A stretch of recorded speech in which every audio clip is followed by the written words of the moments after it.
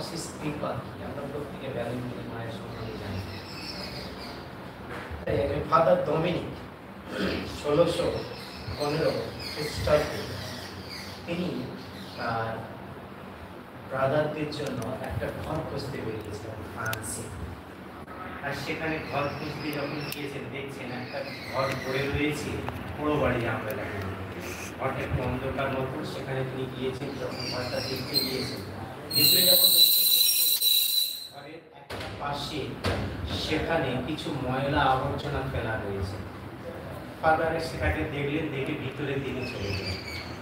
গিয়ে অন্য ঘরে যখন প্রবেশ করলেন, ফাদারের কি মন করলো আবার সেই ঘর থেকে বের হয়ে এই ময়লা আবর্জনার কাছে এসেছেন।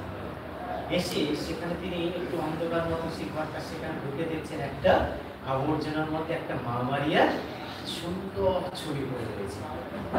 আর সেখান থেকে ফাদারের অন্তরটা কেঁদে উঠল, কেন এত সুন্দর ছবি এখানে পড়ে রয়েছে। সঙ্গে সঙ্গে ফাদার সেই ছবিটাকে তুলে দিলেন। ফাদার ডমিনিক নিয়ে মা মারিয়ার কাছে প্রমিস করেছে, প্রতিজ্ঞা করেছিলেন, আজ থেকে প্রত্যেক দিন আমি এই ছবির সামনে প্রার্থনা করবার, এটাকে আমার ঘরের মধ্যে টাঙিয়ে রাখবো।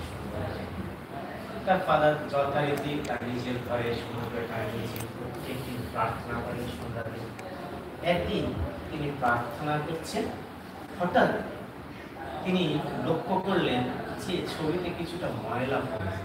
আর সেটা থেকে ফাদার খুব বিচলিত হয়ে পড়তেন। যখনই তিনি ময়লাটাকে পরিষ্কার করতে গিয়েছেন, পরিষ্কার করতে হাত দিতে গিয়েছেন, সঙ্গে সঙ্গে সেই ছবিটা সম্পূর্ণরূপে মা মারিয়ার ধারণ করেছে। ফাদার অবাক হয়ে গেল, হঠাৎ কি হলো। আর তখন সেই মা বলছে কি, ফাদার ডমিনিককে তোমার যা ইচ্ছা তুমি চাইতে পারো।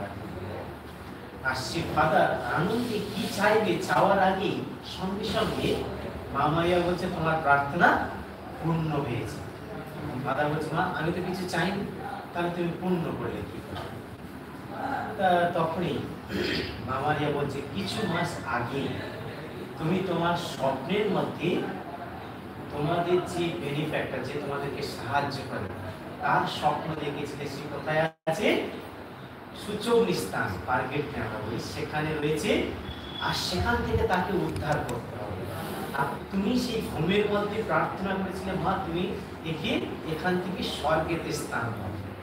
তোমার সেই প্রার্থনা আজকে পূর্ণ হয়েছে। ফাদার ডমিনিক খুব আনন্দ পেয়েছে যে তার বেনিফ্যাক্টরকে তাহলে সূচক স্থান, যে তাদেরকে সাহায্য করতো খাওয়া দাওয়া টাকা পয়সা দিয়ে, সেই ফাদার সেই ব্যক্তিটা সেই সূচক স্থান থেকে কোথায় গিয়েছে? স্বর্গে যাচ্ছে মায়ের আশীর্বাদ। তা তার কিছুক্ষণ পর মা সেখান থেকে চলে যান, আবার ছবি দেখতে পারেন।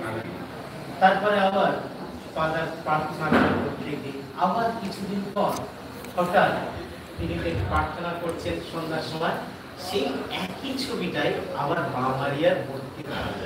মা মারিয়া তখন শুধু মা একা নয়, সেই বেনিফ্যাক্টর যাকে স্বর্গে নিয়ে যাওয়া হয়েছিল সেও মায়ের সঙ্গে তার পাশে দাঁড়িয়ে রয়েছে। ফাদার দেখে খুব আনন্দিত যে তার বেনিফ্যাক্টরকে দেখতে পাচ্ছে, যে মারা গেছে, স্বর্গেতে রয়েছে। এই ফাদারের আনন্দে মনটা ধরছে না। তখন মা তাকে বলছে তোমার যা ইচ্ছা তুমি চাইবে, আমি তোমাকে সমস্ত কিছু দেব। ফাদার কি চাইবে ভেবে পাচ্ছে না, কি চাইবে, কার জন্য চাইবে। আর তাই শেষে তিনি কি বলছেন যে মা তুমি তো আমাকে অনেক কিছু দিয়েছো, এই যে ছবিটা আমি যার সামনে প্রার্থনা করব, এই ছবির দিকে যারা চাইবে, যারা তাকিয়ে থাকবে, যারা তার দিকে তাকিয়ে প্রার্থনা করবে, তারা যা কিছু চাইবে তারা যেন সমস্ত কিছু আমার আশীর্বাদে পেয়ে যায়। আর মা কি বললেন? ঠিক আছে তাই হবে। বলার পর মা সেখান থেকে তার বেনিফ্যাক্টরকে নিয়ে চলে যায়। আর কি তখনই এই ফাদার ভাবছি কি করা যায়, তাহলে এই ছবিটাকে আমি কোথায় রাখবো? আমার ঘরে রাখলে হবে না, তাহলে আমাকে কোনো পাবলিক প্লেসে যেখানে সবাই দেখতে পাবে। তারপর দিন ফাদার কি করলেন, সেই ছবিটাকে নিয়ে গির্জাঘরে অল্টারের পাশে যাতে মানুষ দেখতে পায় সেরকম জায়গাতে সেটাকে প্লেস করলেন। সেই জায়গাতে সুন্দর করে অল্টার সাজিয়ে সেখানে আর যে সমস্ত ব্যক্তিরা তার দিকে তাকিয়ে সেই ছবির দিকে যারা যা প্রার্থনা করেছিল